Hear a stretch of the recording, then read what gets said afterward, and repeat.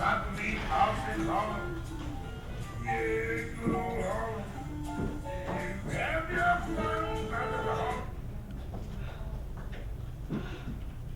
Oh, Lord have mercy. Them stairs. Shoot! Forgot to turn the radio off again, Quilly. Oh, I left it on so these robbers and rapers would think somebody's home. That's the way I did it in Brooklyn. Well, you ain't living in Brooklyn no more. I got to pay the electric here. Shoot. Goodness, it's hot already. What we got to eat this? You supposed to be cooking this week. What you asking me for? Oh, you cook tonight. I'll take 2 your nights next week. No, you won't. You'll scheme and cannot get out of it, just like you're doing right now, cooking all that food on Saturday. You eat the same old leftovers all week long. Shoot, Bess, I'm tired. And that's a God's honest truth. You should be like running around like a chicken with his head cut off trying to get to that funeral. Well, you still made us late. Well, I ain't in no rush to get to no funeral. Mine or nobody else's. Well, I want to get me a good seat. There's no such thing as a good seat at a funeral. I want to get where I could see. I'm surprised you didn't take one of them folding chairs and bring it right up front next to the casket.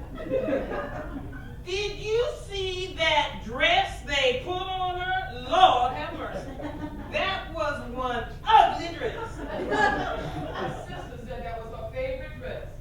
Said her husband wanted her to be put away in something she liked and wore when she was living. Well, it was ugly then too. Shoot. So her sister picked out that dress. Well, quiet as a kid, that dress probably killed her.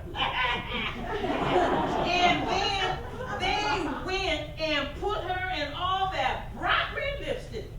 They know she was too dark for all that bright red lipstick. She looked better when she was living. You're supposed to, Willie.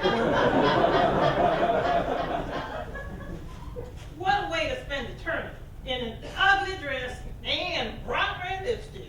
Willie, would you please be quiet about that woman? Well, all I'm saying is we sisters, and I hope whichever one of us goes first, the other one gonna do better by her than that poor woman was done by her husband and sister. That's all I'm saying. Shoot. You think he ever gonna get married again? The woman ain't in the ground good, Willie. He's got to let a decent amount of time pass. What for? Well, she ain't gonna get no better. Sure hope they didn't put no girdle on her. She be pulling on that thing forever. You get ready to cook. I told you I wasn't cooking. I'm getting ready to dinner. I brought home from the church. Oh, see, now that ain't right. You went down there, you got you a dinner, you didn't get me one. They ran out of food. I told you, I said, come on, Willie, let's get us a dinner. But oh no, you had to sit down to the last minute waiting for them to close that coffee. Oh, wasn't no such thing. I didn't want all them snot-nosed kids running around down there with their greasy hands and touch my dress. I mean, I ain't got no money to be buying me another white dress. Shoot.